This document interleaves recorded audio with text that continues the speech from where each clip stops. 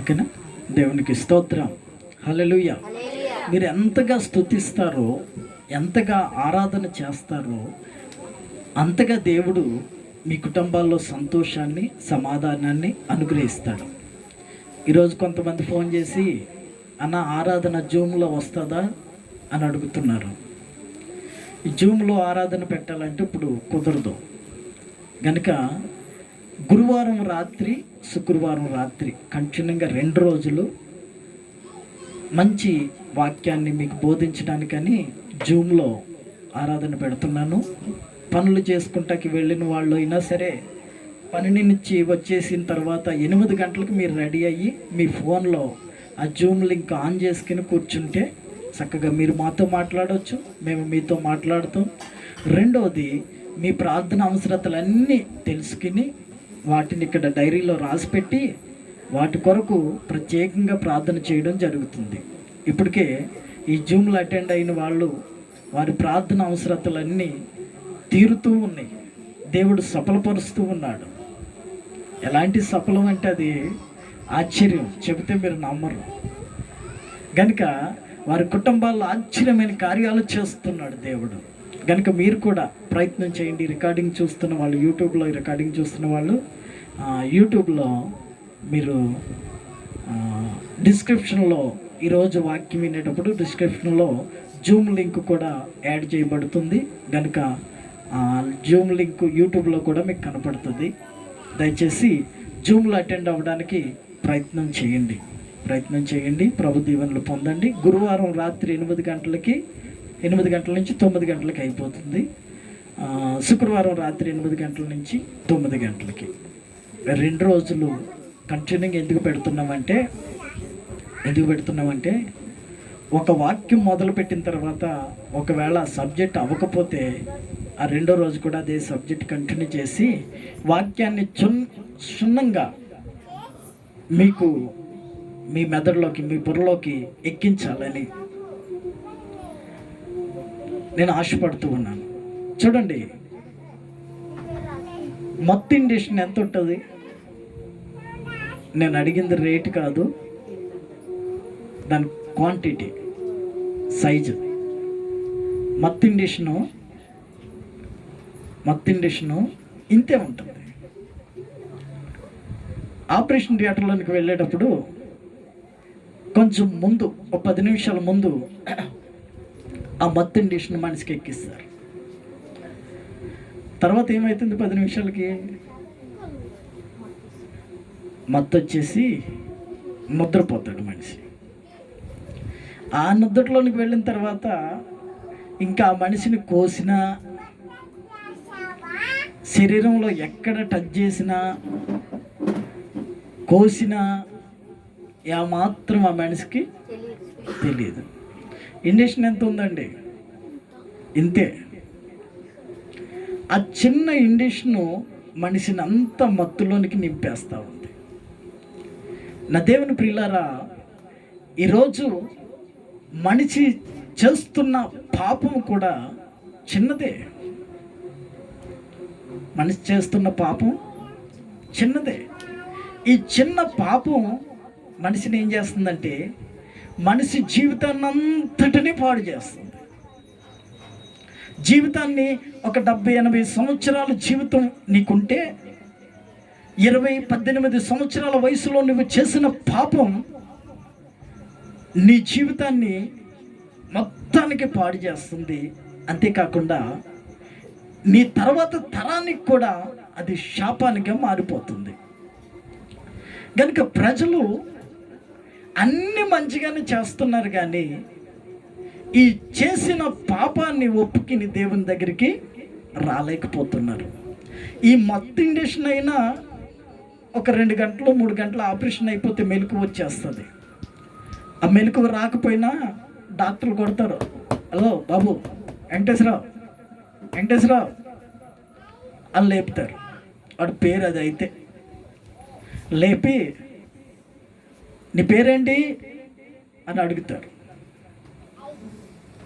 అంటే వాడు ఆ మత్తులో మేము చేసిన ఆపరేషన్కి వాడు కరెక్ట్ మైండ్లో ఉన్నాడా, లేకపోతే వీడి మైండ్ పోయిందా అని తెలుసుకోవడానికి వాడిని ఏం అడుగుతారు? ఫస్ట్ నీ పేరు ఏంటి? ఒకవేళ పెళ్ళైనోడైతే పిల్లలు ఎంతమంది, నీ భార్య పేరేంటి అని అడుగుతారు. ఎందుకనంటే ఆ మత్తులో వీడికి ఏమైందో తెలియదు కదా. ఈయన ఎక్కడెక్కడ కోసారు, కుట్లు వేశారు, ఇంజక్షన్ చేశారు, కుట్లు వేశారు. మొన్న వారంలో ఒక అమ్మాయి డెలివరీ అయింది, 2 మగపిల్లలు. ఆమె కూడా ఆపరేషన్ చేసేటప్పుడు ఏం చేస్తారు? మత్తిస్తారు. చిన్న ఇంజక్షన్ అండి. నా దేవుని ప్రియులారా, ఈ మధ్యాహ్న కాల సమయంలో నేను మీతో మాట్లాడే మాట ఏంటో తెలుసా? చేసినది చిన్న తప్పైనా పెద్ద తప్పైనా తప్పే. 10 రూపాయలు దొంగతనం చేసినా, 100 రూపాయలు దొంగతనం చేసినా, 1,00,000 రూపాయలు దొంగతనం చేసినా దొంగే. కనుక మనం చేస్తున్న తప్పిదములు ఏ అయితే ఉన్నాయో అవి మనం ప్రభు ఎదుట ఒప్పుకున్నప్పుడు ప్రభు మనల్ని క్షమించి కుటుంబంలో సంతోషముతో నిలబెడతాడని నేను కోరుకుంటున్నాను. దేవునికి స్తోత్రం, హల్లెలూయా. మనుషులందరికీ చేసే పనులన్నీ సులువే, అంత కష్టమైంది ఏది లేదు భూమి మీద.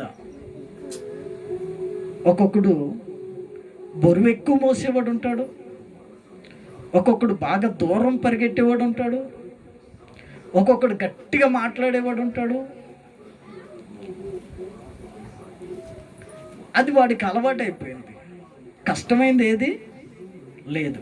కానీ మనిషి కష్టపడుతున్నాడు, ఆ కష్టార్జితమైన ఆ జీతాన్ని, రాబడిని వ్యర్థపరుచుకుంటున్నాడు ఈ రోజున. ఎందుకంటే ఎప్పుడైతే మనం చేసిన తప్పిదములు ప్రభు ఎదుట ఒప్పుకుంటామో, ప్రభు శక్తి కలిగిన వాడు, నీతిమంతుడు. అసలు మనిషికి భారమైన పని అంటూ ఏదైనా ఉంది అంటే ఒక పని ఉంది. మనిషికి భారమైన పని ఒకటే ఏంటో తెలుసా? చదవండి, మత్తయి సువార్త 3వ అధ్యాయము 6వ వాక్యం. 3వ అధ్యాయము 6వ వాక్యం. తమ పాపములు ఒప్పుకొనుచు యోర్దాను నదిలో అతని చేత బాప్తిసము పొందుచుండిరి. హల్లెలూయా. మనిషికి కష్టమైన పని ఏంటో చెప్పనప్పుడు పాపము ఒప్పుకోవడం. ఈ రోజున మనిషి పాపము ఒప్పుకోకుండా కప్పిపుచ్చుకుంటున్నాడు.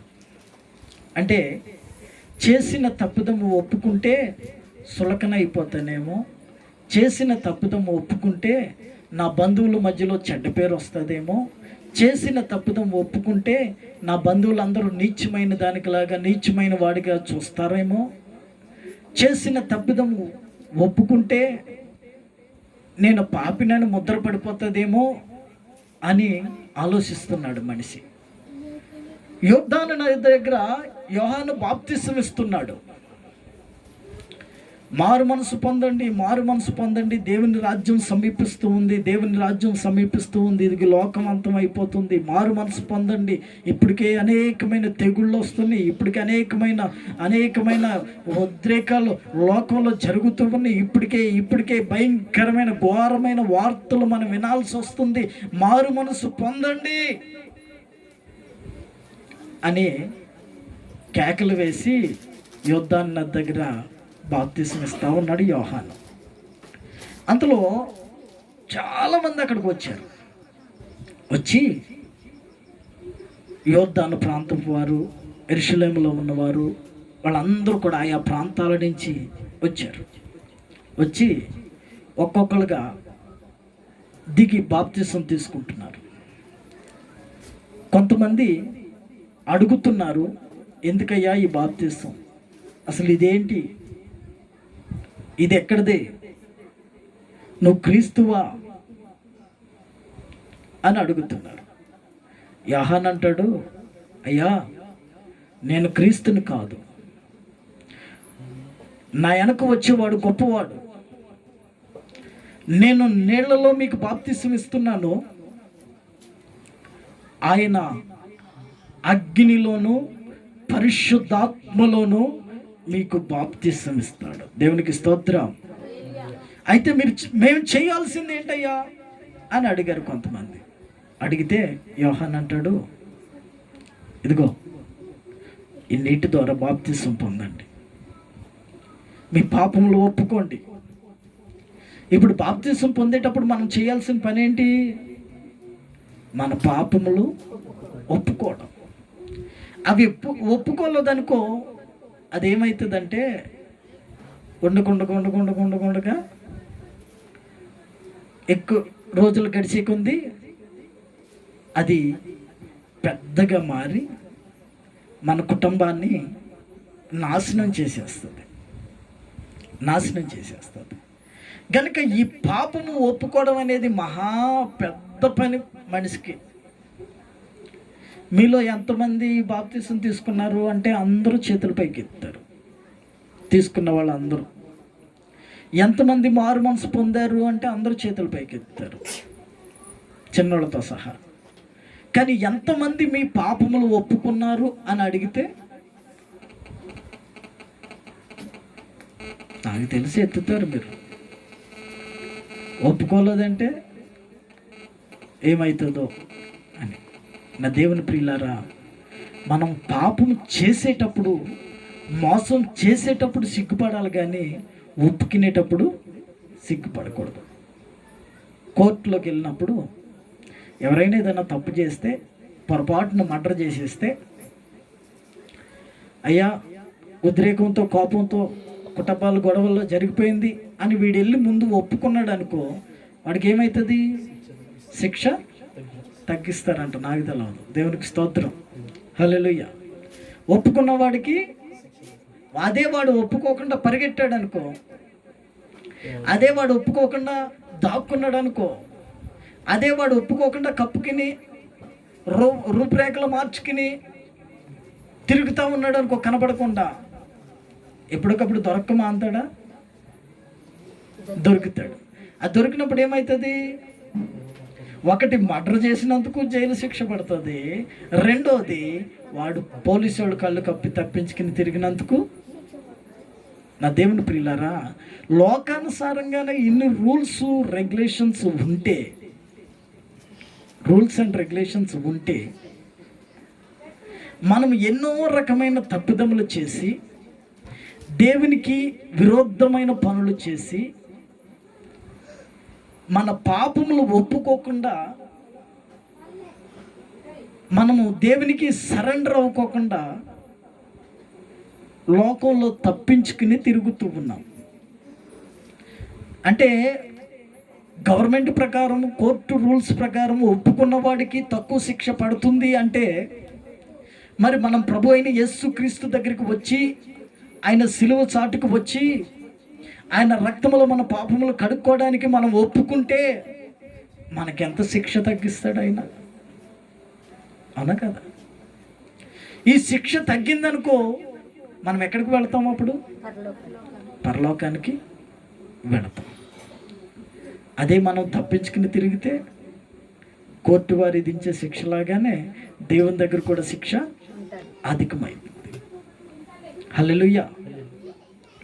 మన పాపములు మనం ఒప్పుకోవాలి. అసలు ఈ పాపం అనేది ఎక్కడి నుంచి వచ్చిందిరా? ఈ పాపం అనేది ఎక్కడి నుంచి వచ్చింది?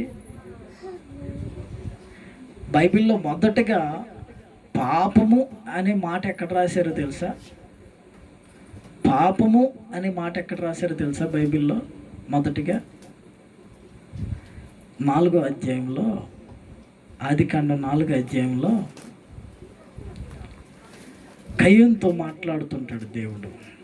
కయ్యూను, నువ్వు సత్క్రియ చేసిన ఎడల తల ఎత్తుకొనవా? అబ్బా, నువ్వు మంచి పని చేస్తే తల ఎత్తుకుని తిరిగేవాడివి కదా.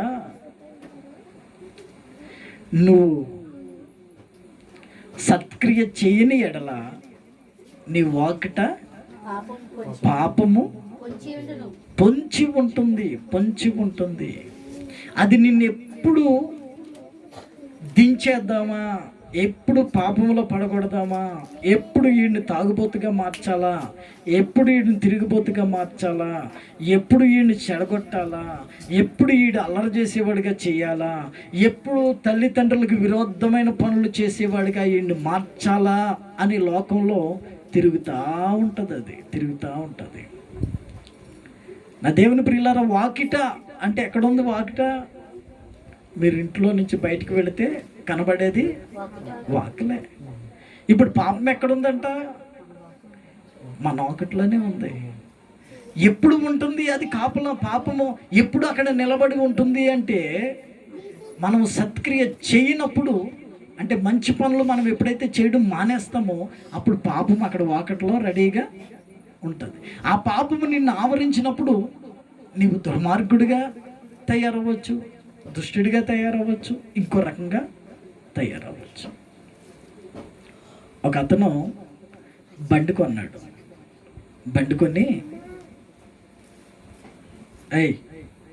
మంచి బండి కొన్నాడు. కొని ఒక 2 సంవత్సరాలు 3 సంవత్సరాలు వాడాడు. ఇంతలో వాడి ఫ్రెండ్ ఒకడు వచ్చి బండి అడిగాడు. బండి అడిగితే లేదనుకోండి ఇచ్చాడు. వాడు ఒక రూట్లో వెళుతూ ఉన్నప్పుడు పెట్రోల్ అయిపోయింది బండిలో. పెట్రోల్ అయిపోతే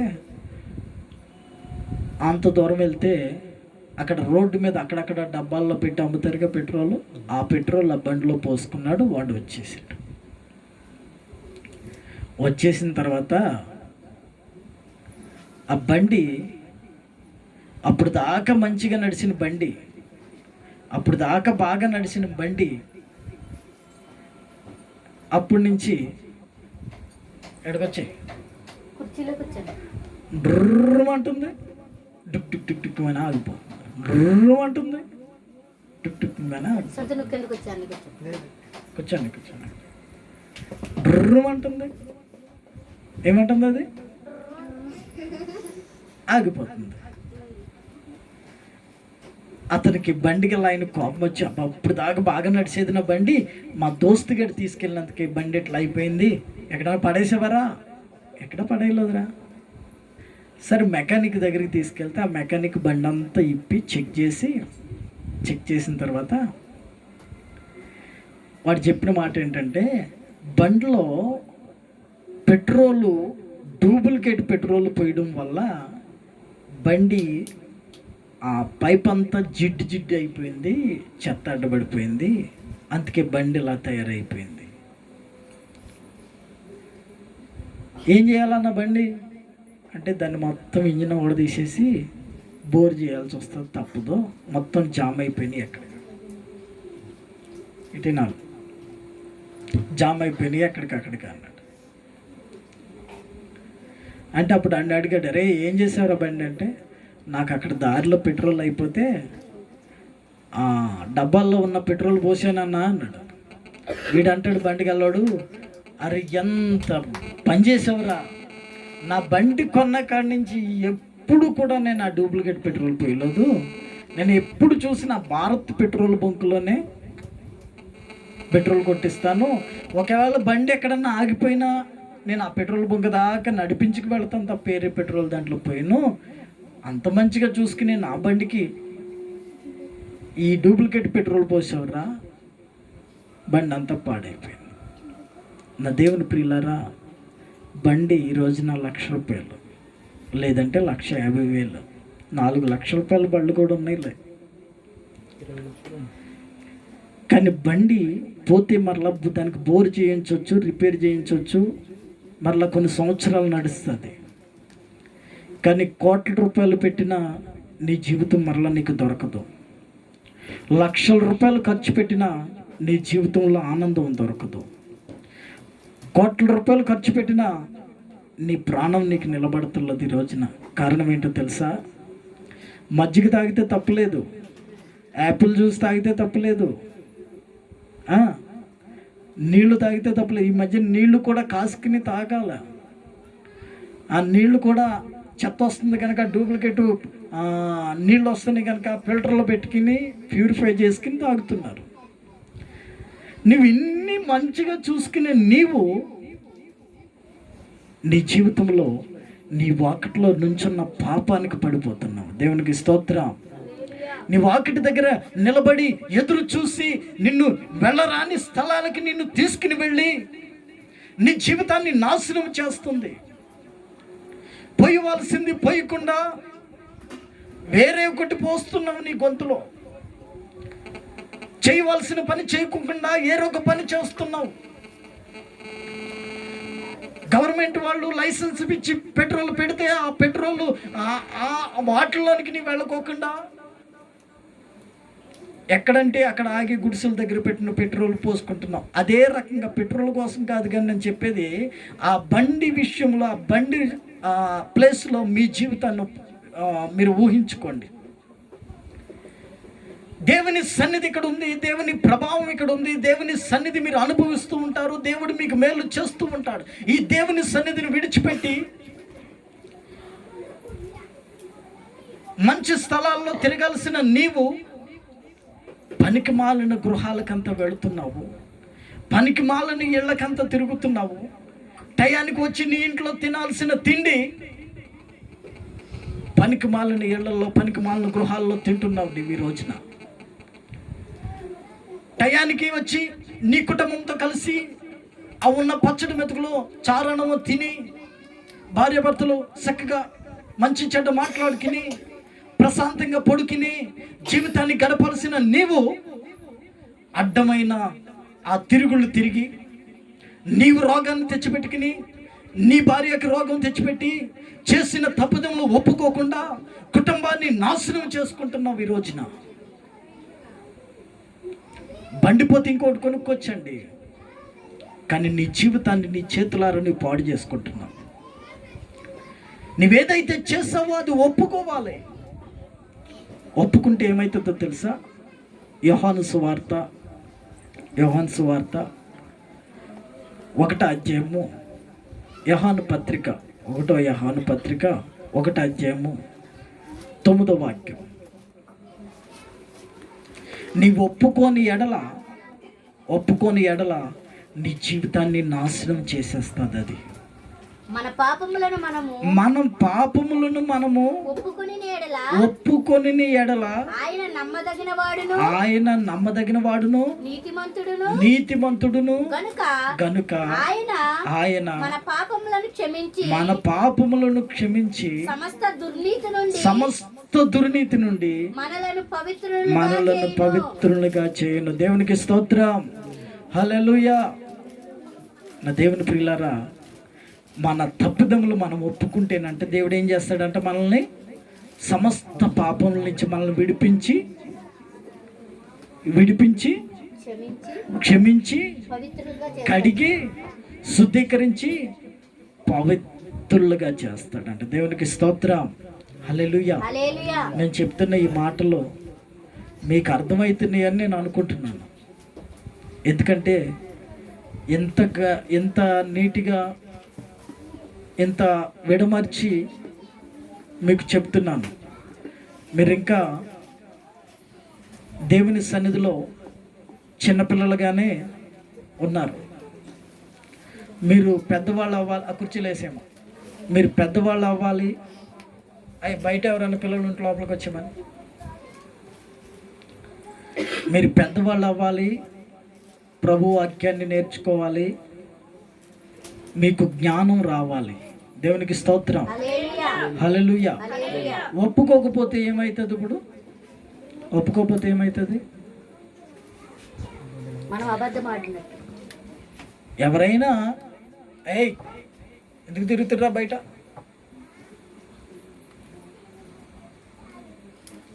ఎవరైనా నేను పాపిని కాదు అని అన్నవాళ్ళు అబద్ధం ఆడినట్టు అంటుంది బైబిల్.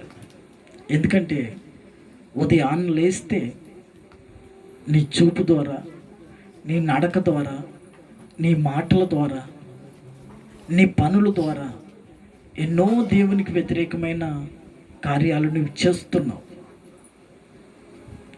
గనుక వాటిని తెలుసో తెలియకో చేస్తున్నావు. ఆ చేసిన తప్పుదములు నువ్వు దేవుని దగ్గర ఒప్పుకోవాలి, ప్రార్థన పూర్వకంగా దేవుని దగ్గర ఒప్పుకోవాలి. పాత నిబంధన గ్రంథంలో దేవుడు అంటాడు ఇశ్రాయేలీలందరితో, మీరు మీ స్వదేశానికి వెళ్ళినప్పుడు, మీకు స్వాస్యముగా ఇవ్వబడిన దేశంలోనికి మీరు వెళ్ళినప్పుడు మీరు ఏం చేయాలంటే అక్కడ అక్కడ అక్కడ అక్కడ అక్కడ అక్కడ అక్కడ కిలోమీటర్కి ఒకటి, 2 కిలోమీటర్లకు ఒకటి, 3 కిలోమీటర్లకు ఒకటి, అంటే మీ భాషలో చెప్తున్నాను, అక్కడ అక్కడ అక్కడ ఏం చేయాలంటే ఆశ్రయపురాలు కట్టండి. ఆశ్రయపురాలు కట్టండి. ఆశ్రయపురం అంటే ఏంటో తెలుసా మీకు? చెప్తానేనండి. మీరు ఇల్లు కట్టుకుంటారు, బాగానే ఉంటుంది. మీరంతా కలిసి ఒక దేశంలో నివసిస్తారు, బాగానే ఉంటుంది. మీరు అక్కడ అక్కడ అక్కడ ఏం చేయాలంటే ఆశ్రయపురాలు కట్టండి. ఎవడైనా పొరపాటున ఒకరిని చంపేస్తే, పొరపాటునండు నిజంగా కాదు, కావాలని కాదు, పొరపాటున ఒకరిని చంపితే ఆ రోజుల్లో కోర్టులు, పోలీసు వాళ్ళు తీర్పులు ఏమి లేవు కనుక ఎవడైనా పొరపాటున ఒకరిని చంపితే వాడు, బైబిల్లో ఆజ్ఞలు ఎలా ఉన్నాయంటే ఎవడైనా ఒకరిని చంపాడు అనుకో వాడిని చంపేయాలి ఎమ్మటే, అది రూలు. ఎవడైనా తప్పు చేసాడనుకో వాడిని ఎమ్మటే రాళ్ళతో కొట్టి చంపేయాలి, అది రూలు. ఎవరైనా వ్యభిచారం చేశారనుకో వాళ్ళు కనుక అక్కడ దొరికితే ఆ రోజే వాళ్ళని రాళ్ళతో కొట్టి చంపేయాలి. ఈ బైబిల్ పాత నిబంధన గ్రంథం అంతా మీరు చదివితే ఈ రూల్స్ అన్నీ ఉంటాయి. అప్పుడు కోర్టులు, జైలు శిక్షలు, ఒక 6 నెలలు జైలు శిక్ష, బెయిల్ మీద బయటికి రావడం, అబ్బే అవన్నీ లేవు. దేవునికి స్తోత్రం, హల్లెలూయా. భార్యకి తెలియకుండా భర్త, భర్తకి తెలియకుండా భార్య, తల్లిదండ్రులకు తెలియకుండా పిల్లలు, పిల్లలకి తెలియకుండా తల్లిదండ్రులు, ఇలా మోసం చేసుకుని ఈ రోజుల్లో బ్రతికేస్తున్నారు ప్రజలు. కానీ ఆ రోజుల్లో అలా బ్రతకడానికి లేదు. యెహోవా కనుదృష్టి లోకమంతటా సంచారం చేస్తుంది. ప్రజలను కాపాడడానికి ఎలాగో సంచారం చేస్తుందో అలాగే మీ నీతిని, మీ తప్పిదములను లెక్క కట్టడానికి కూడా కనుదృష్టి సంచారం చేస్తూనే ఉంది. నువ్వు ఇంట్లోకి వెళ్ళేటప్పుడు ఆశీర్వదింపబడతావు, బయటకు వచ్చేటప్పుడు ఆశీర్వదింపబడతావు. నీ పిండికి పిసుకు తొట్టి ఆశీర్వదింపబడుతుంది, నీ బుడ్డలో నూనె బాగానే ఉన్నాయి ఇవన్నీ. మరి నిన్న ఇంట్లోకి వెళ్ళేటప్పుడు ఆశీర్వదించాలన్నా, బయటికి వచ్చేటప్పుడు నిజమే కదా వాక్యం. ద్వితీయోపదేశకాండం 28లో మీరు చదవదులే, ఆ వాక్యం ఉంది. మీరు ఇంట్లోకి వెళ్ళేటప్పుడు ఆశీర్వదింపబడతారు, బయటకు వచ్చేటప్పుడు ఆశీర్వదింపబడతారు. మీరు ఇక్కడ చిన్న లాజిక్ తెలుసుకోవాలి. మరి ఇంట్లోకి వెళ్ళేటప్పుడు ఆశీర్వదించాలంటే దేవుడు మీతో పాటు ఉండాలి, బయటికి వెళ్ళేటప్పుడు ఆశీర్వదించాలంటే దేవుడు మీతో పాటు ఉండాలి. బయటికి వెళ్ళినప్పుడు మిమ్మల్ని కాపాడాలి అంటే, పోయిన వారం చెప్పాను, రక్షణ పొందిన వారి చుట్టూ ఆయన దూత కావల ఉండి వారిని రక్షిస్తారు. మీరు బయటికి వెళ్ళినప్పుడు మిమ్మల్ని ఆపదల నుంచి కాపాడాలంటే దేవుడు మీతో పాటు ఉండాలి. మీతో పాటు ఉన్న దేవుడు, మీతో పాటు ఉన్న దేవుని ఆత్మ, మీతో పాటు ఉన్న దేవుని దృష్టి, మరి మీరు పాపం చేస్తుంటే చూడటలేదంటవా? మీరు తప్పిదములు చేస్తుంటే చూడలేదంటవా? కనుకనే ఆ రోజుల్లో ఎవరైనా ఒక తప్పిదం చేసినా వాడిని ఎమ్మటే చంపేయాలి, రాళ్లతో కొట్టి. ఎందుకో తెలుసా? ఏరేవాడు అది చేయకోకుండా ఉండడానికి. నిన్న మొన్న ఒక తల్లి అంటుంది, అయ్యా ఇంతకు ముందు ఆదివారం చర్చి మానేస్తే చాలా ఇబ్బంది వచ్చేసినట్టు అయిపోయేది, ఇప్పుడు నాకు అలాగే ఉంది. కానీ ఇప్పుడు ప్రజలు మొత్తం ఆదివారం చర్చి మర్చిపోయారు, తర్వాత శుక్రవారం చర్చి మర్చిపోయారు, తర్వాత ఆల్ నైట్ ప్రార్థనలు అంటే ముందే మానేశారు. ఇవన్నీ మానేసిన ప్రజలు హాయిగానే బ్రతికేస్తున్నారు. దేవుడు ఏమి చూడలేదంటావా? దేవుడు ఏమి చూడలేదంటావా? చదువుతారా 50వ కీర్తన? మీకు ఆశ్రయపురాల గురించి చెప్తాను తర్వాత. 50వ కీర్తన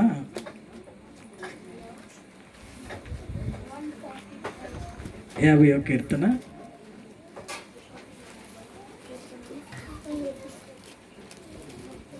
17వ వచనం చదవండి. దిద్దుబాటు నీకు అసహాయం కదా, నీవు నా మాటలను నా మాటలన్నీ నువ్వు వెనక్కు త్రోసేస్తున్నావు. నీవు దొంగను చూచినప్పుడు దొంగను చూసినప్పుడు వాడితో ఏకీభవిస్తున్నావు. వ్యభిచారులతో సాంగత్యం చేస్తున్నావు. కీడు చేయవలన నోరు తెరుచుతూ ఉన్నావు. నీ నాలుక కపటము కల్పించుచున్నది. నీవు కూర్చుండి నీ సహోదరుల మీద కొండములు చెప్పుచూ ఉన్నావు. అపనిందలు మోపుచున్నావు. ఇక్కడ జాగ్రత్తగా, ఇట్టి పనులు నువ్వు చేస్తా ఉన్నా, ఈ పనికి మాలిన పనులన్నీ నువ్వు చేస్తా ఉన్నా గానీ నేను మౌనంగా ఉన్నా, నిన్నేం చేయలేకపోతున్నానని నువ్వు అనుకుంటున్నావు. అందుకు నేను కేవలము చూసారా? హల్లెలూయా. ఇన్ని నిన్న తల్లి ఆ మాట అన్నప్పుడు నాకు గుర్తొచ్చింది అనమాట ఈ వాక్యం. అయ్యా, చర్చికి మానేశారు జనం, ప్రార్థనలు మానేశారు, ఉపవాసాల కూడుకులు మానేశారు, ఆల్ నైట్ ప్రార్థనలు మానేశారు, స్త్రీల కూడుకులు మానేశారు, ఇవన్నీ మానేశారు. లాక్డౌన్ ఓపెన్ అయ్యి చాలా రోజులు అయిపోయింది. అయినా సరే వాళ్ళందరూ బాగానే ఉంటున్నారు. ఇంతకుముందు ఆదివారం పని మానేస్తే చాలా కష్టం వచ్చినట్టు అనిపించేది, ఆదివారం చర్చి మానేస్తే. కానీ అంత బాగానే ఉంటున్నారు. అంటే నాకు ఈ వాక్యం గుర్తొచ్చింది. ఇక్కడ ఏమంటున్నాడు? నువ్వు దొంగతనం చేసినప్పుడు దొంగతో కలుస్తున్నావు, వ్యభిచారితో కలుస్తున్నావు, ఇంకా అపనిందలు మోపుచున్నావు, కూర్చుని అబద్ధాలు చెప్పుకుంటున్నావు, ఒకళ్ళ మీద ఒకళ్ళు కొండలు చెప్పుకుంటున్నావు, ఒకళ్ళ మీద ఒకళ్ళు నిందలు వేసుకుంటున్నారు, అవమానాలు పరుచుకుంటున్నారు. ఇవన్నీ చేస్తా ఉన్నా కానీ నేను చూస్తూ ఊరుకుంటున్నానని నీవేమనుకుంటున్నావంటే నేను కూడా నీలాంటి వాడిని అనుకుంటున్నావు. అయితే దేవుడు అంటున్న మాట అది అర్థమైందా మీకు? నేనేం తప్పు చేసినా దేవుడు నన్ను ఏం చేయటం లేదు. నేను ఎలా తిరిగినా, నేను ఏ రకంగా తిరిగినా, ఎంత పొరపాటు చేసినా నన్ను దేవుడు ఏమంటలేదని నీవేమనుకుంటున్నావంటే దేవుడు కూడా నీలాంటి వాడు అనుకుంటున్నావు. హల్లెలూయా. అర్థమైంది అప్పుడు మీకు? నేను కూడా మళ్ళీ చదవండి వచ్చిన ఇట్టి పనులు నీవు చేసినను నేను మౌనినై ఉంటిని. అందుకు నేను కేవలము నీ వంటి వాడినని నీవు అనుకుంటున్నావు. అయితే నువ్వేమనుకుంటున్నావు అంటే దేవుడు కూడా నాలంటుడే, అంతే కదా? ఎన్ని రోజులు చర్చికి వెళ్ళకపోయినా నన్ను ఏమంటలేదు, దేవుడు కూడా నాలంటుడే. ఎన్ని అబద్ధాలు ఆడినా నన్ను ఏమంటలేదు, దేవుడు కూడా నాలంటుడే. ఎన్ని దొంగతనాలు చేసినా నన్ను ఏమంటలేదు, దేవుడు కూడా నాలంటుడే. ఎంతమంది మీద ఎన్ని కొండాలు చెప్పినా, ఎవరెవరో చెప్పిన మాటలిని దేవుని వాక్యాన్ని చదవడం మానేసినా, ప్రార్థన చేయడం మానేసినా, పాస్టర్ గారిని బూతులు తిట్టినా నన్ను ఏమంటలేదు కదా, దేవుడు కూడా నాలంటుడే అని నువ్వు అనుకుంటున్నావు. అయితే అక్కడ ఏం జరుగుతుందంటే అయితే నీ కన్నుల ఎదుట ఈ సంగతులను నేను అబ్బా ఎక్కడ ఉందండి మజా. హల్లెలూయా. నేను చెప్పానుగా ఫోన్లు స్విచ్ ఆఫ్ చేసేస్తాను. ఛార్జింగ్ పెట్టిన ఫోన్లు తీసేయండి ముందు.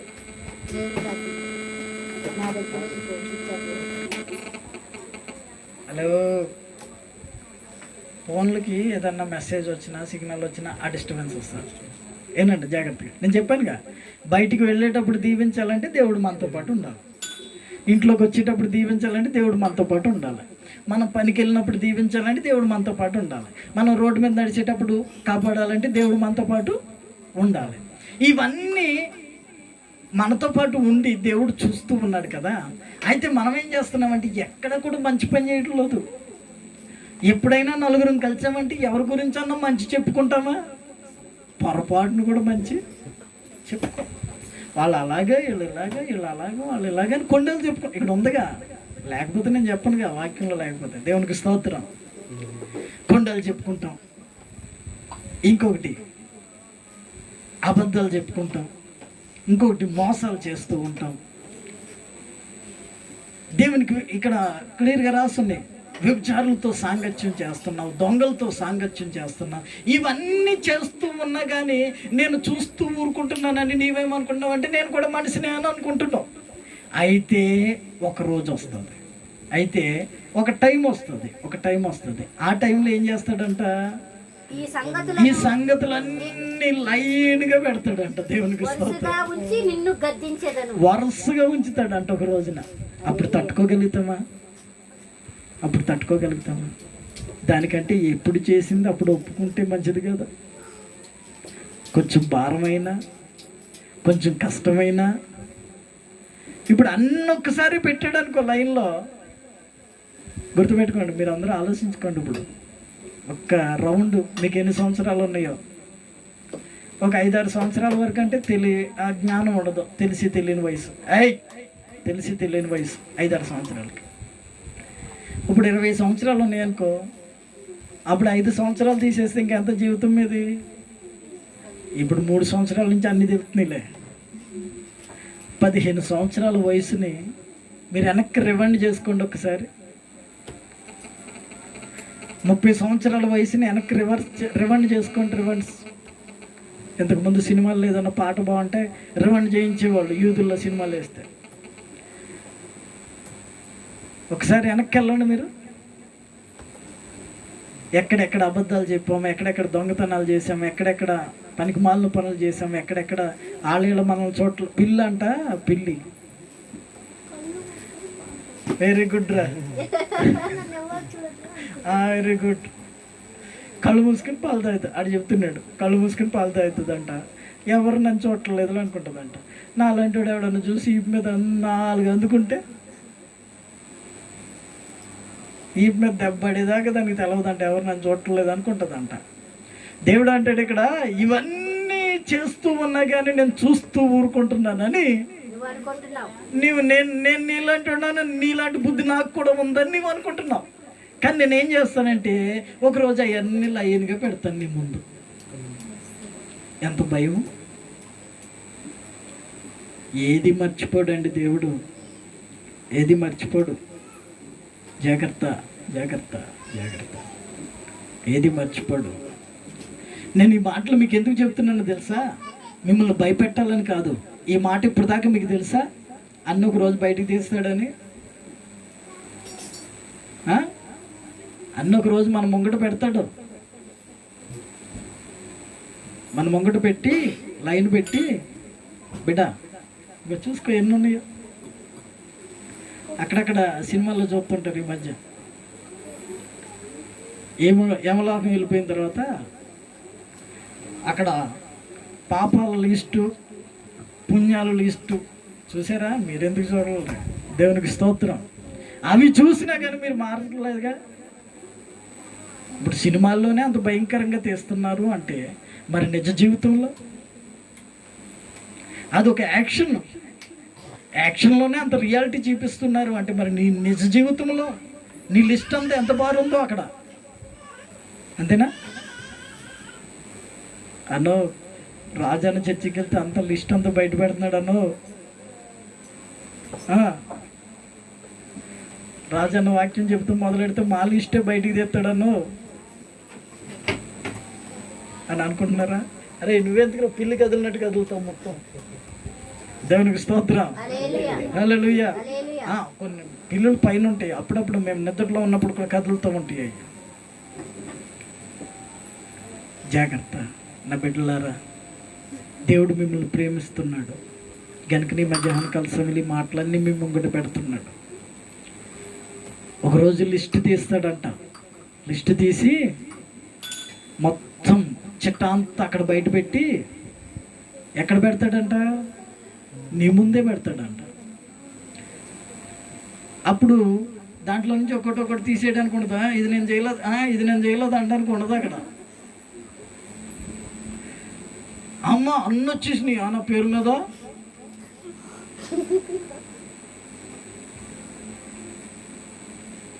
నా దేవుని ప్రియులారా, మీరు చేస్తున్న అపరాధములు, మీరు చేస్తున్న దేవునికి విరోధమైన పనులు, ఇవన్నీ చూసి దేవుడు కూడా మనలాంటోడే అని మనం మోసపోతున్నామేమో. దేవుడు కూడా నాలాంటి వాడే అని నీవు అనుకుంటున్నావేమో. ఆయన ఒకరోజు బయటికి తీస్తాడు. ఒకరోజు నీ తప్పుదములన్నీ బయటికి తీస్తాడు. ఒకరోజు నువ్వు చేసిన అతిక్రమాలన్నీ బయటికి తీస్తాడు. ఒకరోజు నువ్వు చేసిన పొరపాట్లన్నీ బయటికి తీసి నీ ముందరే పెడతాడంట. ఎక్కడో పెట్టడం కాదు, ఎక్కడో పెట్టడం కాదు. ఎవరికో రాసి ఇవ్వాల్సిన పని ఆయనకి లేదు, నీ ముందరే పెడతాడంట. హల్లెలూయా. పెట్టి ఏం చేస్తాడు? గద్దిస్తాడంట. అప్పుడు గద్దిస్తే ఎలా ఉంటుందో తెలుసా? బాగోదు. ఇంకా కింద లిస్ట్ ఉందిలే, దేవుణ్ణి మరిచేవాళ్ళు. కనుక ఆ రోజుల్లో నిర్గమకాండం, ఆదికాండం, నిర్గమకాండం, లేవియకాండం, సంఖ్యాకాండం, ద్వితీయోపదేశ కాండం, ఈ మోషే గ్రంథాలన్నీ చదివేటప్పుడు ఆ రూల్స్ ఎలా ఉన్నాయో తెలుసా? ఎవరైనా తప్పుదమ్ము చేస్తే వాడిని రాళ్లతో కొట్టి చంపేయాలి. కానీ ఈ రోజుల్లో అలా లేవు. దేవుడు చూస్తా ఊరుకుంటున్నాడు, అన్ని జమ చేస్తున్నాడు. అక్కడ ఏం చేస్తాడంటే ఒక రోజున నీ ముంగట వరుసగా పెడతాడంట. ఆశ్రయపురం గురించి అన్నాను కదా, ఆశ్రయపురాలు ఎందుకు కట్టమన్నాడంటే, ఎవరైనా ఒకరిని మర్డర్ చేస్తే, పొరపాటున ఒకరిని చంపేస్తే, అతడు దొరికాడా వెంటనే చంపేస్తారు. అసలు పొరపాటున జరిగిందా నిజంగా జరిగిందా అనేది చూడరు. కనుక ఈ పొరపాటున తప్పు చేసినోడు తప్పించుకోవాలి. మీరేం చేస్తారంటే కొన్ని ఆశ్రయపురాలు కట్టండి. మీ ఇళ్ళు, మీ బిల్డింగ్లు, బంగ్లాలే కాకుండా కొన్ని ఆశ్రయపురాలు కట్టండి.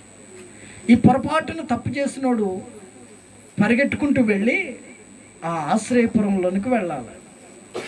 ఆ ఆశ్రయపురంలోనికి వెళ్ళిపోయి డోర్ వేసుకున్నాడా, ఇంకా వాడిని తరిమేవాళ్ళు ఎవరు వాడిని ముట్టుకోవడానికి అవకాశము లేదు. అర్థమవుతుందా మీకు? అలా కొంతమందిని బ్రతికించాలి దేవుడని. ఆశ్రయపురంలోకి వెళ్ళండి, వెళ్ళిపోతే అక్కడ మిమ్మల్ని ముట్టుకునేవాడు ఉండడు. అక్కడి నుంచి బయటికి ఏమాత్రం చూడండి, తల పైకెత్తండి, ఏమాత్రం ఆశ్రయపురంలో నుంచి కొంచెం తల బయటకెట్టి చాలా రోజులైంది ఇంట్లోకి వచ్చేసి బయట ఏం జరుగుతుందో తెలవట్లేదు, బయట ప్రపంచమే తెలవట్లేదు నా బిడ్డకి అని కనుక కొంచెం ఆ వాకట్లోకి వెళ్ళారా అని చంపేస్తారు. ఆయన అప్పుడు చంపేశారనుకో, బయటకు వచ్చిన తర్వాత చంపేశారనుకో, ఆ చంపినోడికి మరలా శిక్ష ఉండదంట. ఇంకా అర్థమవుతుందా మీకు? ఆశ్రయపురంలో నుంచి కనుక బయటకు వచ్చిన తర్వాత చంపితే ఇంకా వాడిని చంపినందుకు ఏరే వాడికి శిక్ష ఉండదు. అదే వాడు ఆశ్రయపురంలోనికి వెళ్ళిపోయి దాక్కున్న తర్వాత ఎవరైనా తరుముకుంటూ వచ్చిన వాళ్ళు లోపలికి వెళ్ళి వాడిని లాక్కొచ్చి చంపారనుకో, అప్పుడు వాడికి శిక్ష పడుతుంది. కానీ పొరపాటును తప్పు చేసినోడు తప్పించుకుని ఆశ్రయపురంలో ఉన్నంతసేపు వాడికి ఎటువంటి మరణము సంభవించదు. దీనికి అర్థం నేను చెప్తాను. నేనంటూ మీరు తెలుసో తెలియకో పొరపాటున తప్పిదములు చేస్తూ ఉన్నాం. తెలుసో తెలియకో ఇంతవరకు జీవితాన్ని గడిపేశాం. ఇదే కరెక్ట్ అనుకుంటున్నాం బ్రతుకు. ఇలా బ్రతికితే చాలే, ఒక వారం వెళ్ళి ఒక వారం వెళ్ళకపోయినా, ఒక వారం వెళ్ళి ఒక వారం వెళ్ళకపోయినా దేవుడు ఏమంటలేదు. అక్కడక్కడ ఏదో చిన్న పొరపాటే కదండి, చిన్న తప్పిదమే కదండి, ఒక్క స్పూనే కదా, ఏమవుతుంది దొంగతనం చేస్తే?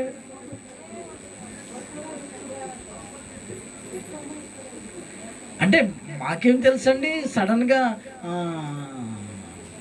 అవతల ఇంట్లో వాళ్ళది ఏదో కుక్కట్టుకొచ్చి వదిలేసింది మా గుమ్మాలో, కడిగి ఇంట్లో పెట్టుకున్నాం, మాకేం తెలుసండి, అది కూడా దొంగతనమేనా అనేవాళ్ళు కూడా ఉన్నారు. అయితే మంద కాని వస్తువా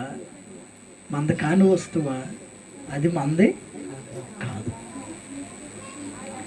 ఇవన్నీ తెలుసో తెలియకో మన ఇంట్లో జమ చేసుకుంటున్నాం కొన్ని పొరపాటున. ఏదైనా కావాలనుకున్నప్పుడు ఎవరన్నా అడిగి తీసుకుంటే పొరపాటు లేదు.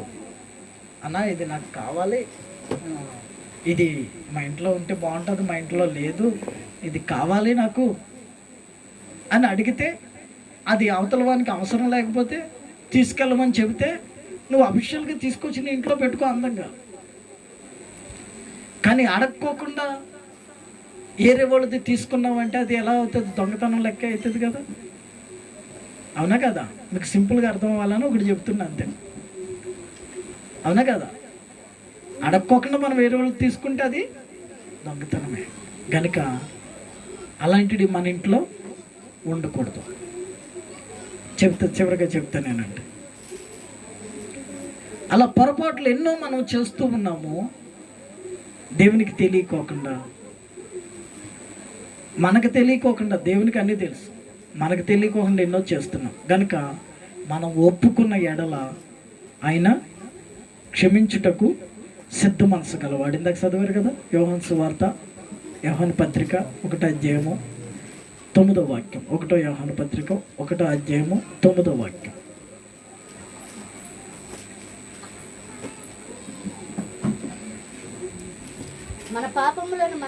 మన పాపములను మనం ఒప్పుకున్న ఎడల ఆయన నమ్మదగిన వాడును నీతిమంతుడును గనుక ఆయన పాపములను క్షమించి, మన పాపములను క్షమించి సమస్త దుర్నీతి నుండి మనల్ని కడిగి పవిత్రులుగా చేయును. దేవునికి స్తోత్రం. ఈ వాక్యాన్ని గుర్తుపెట్టుకోండి.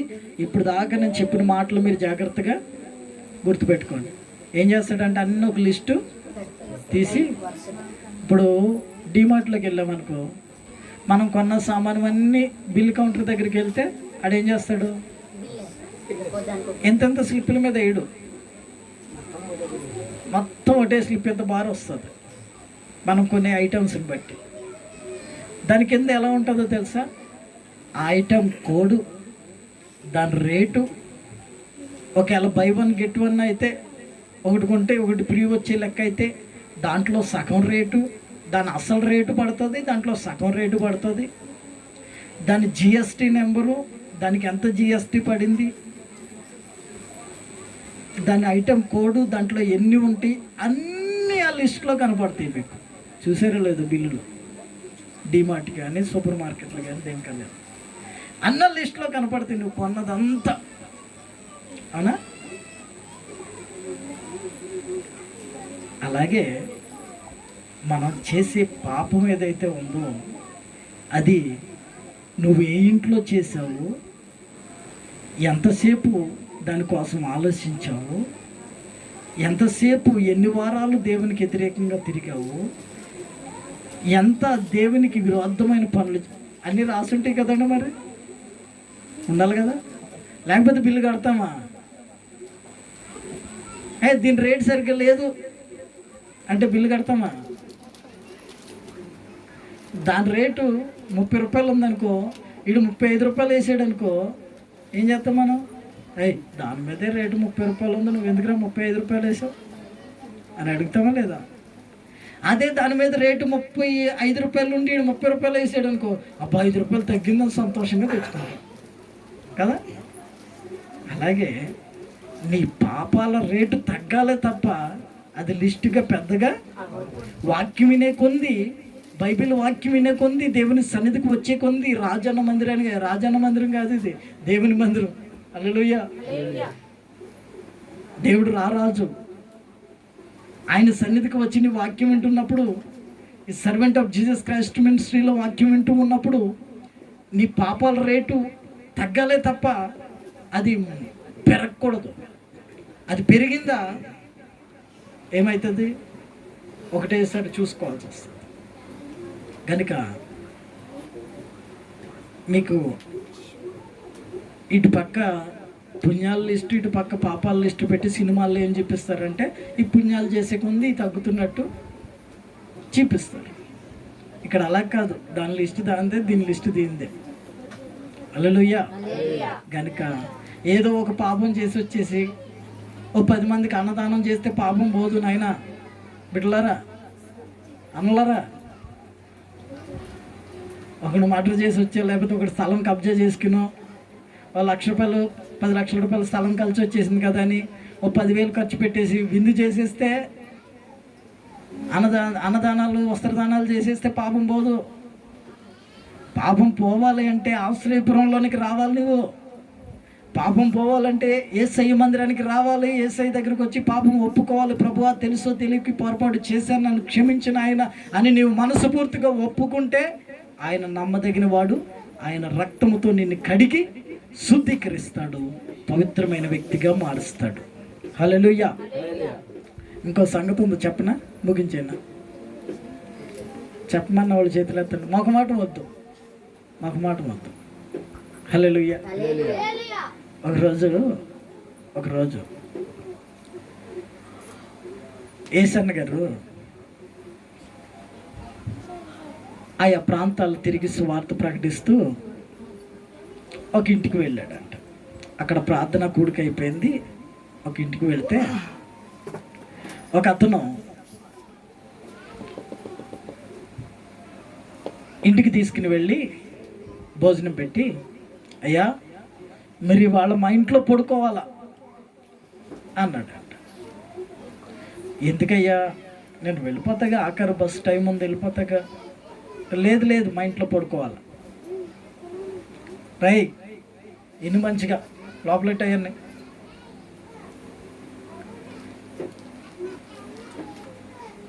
మా ఇంట్లో పడుకోవాలి నువ్వు అన్నాడు. సరేనని ఇంట్లో ఒక పెద్ద మంచం టేక్ కర్రతో తయారు చేసింది, మంచిది ఉంది. ఆ ఇంట్లో ఆ మంచం చూపించి, అయ్యా మీరు ఈ మంచం మీద పడుకో. నాకెందుకు అయ్యా ఇంత పెద్ద మంచం, ఏదో చిన్న మంచం వేస్తే ఆ వరుస అట్లా పడుకుంటాను వెళ్ళిపోతా. లేదు మీరు పెద్ద మంచం మీద పడుకోవాలి ఇవాళ అన్నాడంట ఇంటికల్లా ఆయన. సరే, దైవ సేవకుని కదా ఎంత ప్రేమ చూపిస్తున్నాడు ఇడని ఏసన్న గారు భోజనం అయిపోయిన తర్వాత ప్రార్థన చేసుకుని పండుకున్నాడు. అదే మంచం మీద పండుకున్నాడు. ఆ తెల్లవారి తర్వాత లేచి ఆ ఇంటికల్లా ఆయన ఏసన్న గారిని తీసుకెళ్ళిన ఆయన వచ్చి అంటాడంట, పాస్టర్ గారు ఈ మంచం మీద మీకు నిద్ర పట్టిందా అన్నాడంట. పట్టిందయ్యా. పగలంతా అరిసి సువార్త ప్రకటించినోడు, దేవుని చేతిలో వాడబడుతున్న దైవ సేవకుడు, రాత్రి అయినా పగలైనా తిన్నా పండుకున్నా లేచినా నడిచినా ఎప్పుడు ప్రార్థనలో ఉండే దైవ సేవకుడు. నిద్ర పట్టదా? పట్టింది బాగానే. అమ్మ ఈ రోజుతో ఈ మంచానికి పట్టింది పోయిందా? ఏం పట్టిందిరా దీనికి? అయ్యా నువ్వు బాగానే పడుకున్నావా? అని నేను బాగానే పడుకున్నాను రాత్రి అంతా. మొన్న ఈ మంచం చేయించినప్పుడు మా పిల్లోడు పడుకున్నాడు. వాడిని దెయ్యం వచ్చి పేకట్టుకు నొక్కేసిందంట. వాడు నేను పడుకొని మర్రో అంటున్నాడు దాని మీద. తర్వాత మా భార్య పండుకుంది,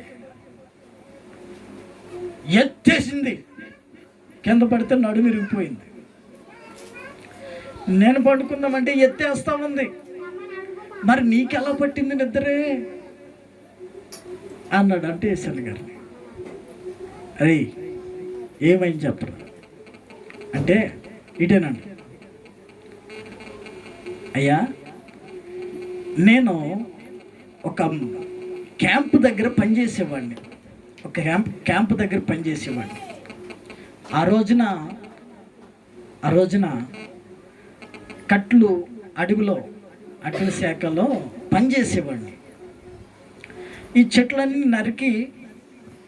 నరికి పట్టుకెళ్తూ ఉండేవాళ్ళు, కొనేవాళ్ళు, అమ్మకాలు జరిగేటి. వెళ్తూ ఉన్న సమయంలో మా దోస్తు ఒకడు నాతో పాటు పనిచేసి ఆయన, అరే ఈ మంచి మంచి టేక్ కట్లు ఒకటి తీసుకుని దాచుకుందాం వీటిని అని చెప్పాడు. నేను కూడా వాడితో ఏకీభవించి అది ఒకటి తీసుకున్నాము. తీసుకుని చాలా రోజులు అయిపోయింది, పైన పెట్టి దాచిపెట్టాము వీటిని. ఆ తర్వాత నేను దాన్ని మంచం చేయించాను. ఆ మంచం చేయించానా, ఒక్కరోజు కూడా దాని మీద పడుకుంటే పడుకున్నావా ఎత్తేస్తుంది. మా అబ్బాయి పడుకుంటాడా పీకటికి నొక్కేస్తుంది. మా భార్య పడుకుంటుందా ఎత్తు కింద పడేసి నడు వెనక కొట్టేస్తుంది. మరి నీకేమనిపించలేదండి? నాకేమనిపించలేదు. అప్పుడు ఏసన్ గారు అన్నాడంట, రే అంటే మీరు అందరూ టచ్ చేసి ఇప్పుడు నా నోడు మెరగకూడదామా నా దాని మీద పడుకోబెట్టింది. ఇమీడియట్గా మంచాన్ని తీసి, అయ్యా దాని రేట్ చాలా ఉంటుంది, చాలా డబ్బులు ఖర్చు పెట్టి చేయించాను అన్నాడంట అతను. నువ్వెంత డబ్బు దానికోసం ఖర్చు పెట్టినా ముందు తీసి బయటపడే. ఆ దొంగ సొమ్ము నీ ఇంట్లో ఉండకూడదు. నువ్వు నీ దోస్తే చేశాడో నువ్వు చేసావో ఇద్దరు కలిసి ఏకీభవించి నీవు దొంగను చూసినప్పుడు వానితో ఏకీభవించదు అని రాసింది కదా, ఇందాక చదివిందా? నువ్వు దొంగ సొమ్ముని తెచ్చి ఇంట్లో పెట్టుకున్నావు. ఆ మంచం వేసిన రోజు నుంచి నీ కుటుంబంలో సమాధానం లేదు. ఆ మంచం మీద పడుకుని ప్రశాంతంగా నిద్రపోయిన వాడు లేడు. కనుక నీది కాని వస్తువు, అది చిన్నదైనా పెద్దదైనా నీది కాని వస్తువు నీ ఇంట్లో ఉండకూడదు, తీసే ముందు. ఆ మంచం అంతా ఎరగొట్టి కాల్చి పడేసాడంట పట్టుకెళ్ళి అతను. ఆ తర్వాత అంటాడంట ఏసాన్ గారి మందిరానికి వచ్చి, అయ్యా ఆ మంచం తీసేసిన కాడి నుంచి మా ఇంట్లో అందరం కింద పడుకుని ప్రశాంతంగా నిద్రపోతున్నాం అయ్యా. మా భార్య నడునొప్పి కూడా తగ్గిపోయింది అయ్యా. మా ఇంట్లో ఎటువంటి లోటు లేదయ్యా. ఇప్పుడు సమాధానంగా పడుకుంటున్నాం, సమాధానంగా నిద్రపోతున్నాం, సమాధానంగా తింటున్నాం. నా దేవుని ప్రియులారా, ఏమో ఉంది నీ ఇంట్లో సమాధానం లేకుండా చేస్తుందో, నీ వాకిట్లో ఏమి నిలబడి ఉంటుందో, సత్క్రియ చేసిన ఎడల పాపము నీ వాకిట్లో పొంచి ఉంటుందని బైబిల్ చెబుతుంది. చెయ్యని ఎడల, సత్క్రియ చేయని ఎడల. ఈ రోజున నీ కుటుంబంలో ఏది ఉండి నీ కుటుంబాన్ని నాశనం చేస్తుందో ప్రార్థన చేసుకుందాం. అందరూ కూడా ప్రార్థన చేసుకుందాం, ఒప్పుకుందాం. ప్రభు దగ్గర ఒప్పుకుందాం. ప్రభు తెలుసో తెలియక చేస్తున్నాను నాయన. అందరు కళ్ళు మూసుకుని ప్రార్థన చేసుకుందాం. తెలుసో తెలియకో పాపం చేస్తున్నాం, తెలుసో తెలియకో దేవునికి వ్యతిరేకమైన పనులు చేస్తున్నాం. తెలుసో తెలియకో తెలిసి తెలియని పనులను, తెలిసి తెలియని పొరపాట్లను ప్రభు క్షమించగలుగుతాడు.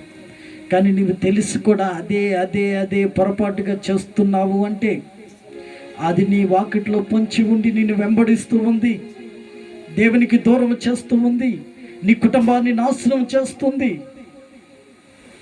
కనుక నీవేదైతే మానుకోలేకపోతున్నావో, కుటుంబంలో నీ కుటుంబం కళ్ళు కప్పి నీ వ్యక్తిగత జీవితంలో మార్పు లేకుండా బయటికి వెళ్ళి చిల్లవిడిగా తిరిగి వచ్చి తాగుతూ, షికారులు చేస్తూ, కుటుంబంలో గొడవలు పెట్టుకుంటూ, నీది కాని వస్తువులను నీవు ఆశిస్తూ కుటుంబంలోనికి తెచ్చిపెట్టుకుంటున్నావేమో, అది రేపొద్దున నీకు, నీ బిడ్డలకి శాపంగా మారబోతుంది. నీది కానిది ఏదైనా ఉంటే నీ ఇంట్లో నుంచి తీసివేయి, అది నీకు శాపంగా మారబోతుంది. ప్రార్థన చేసుకుందాం.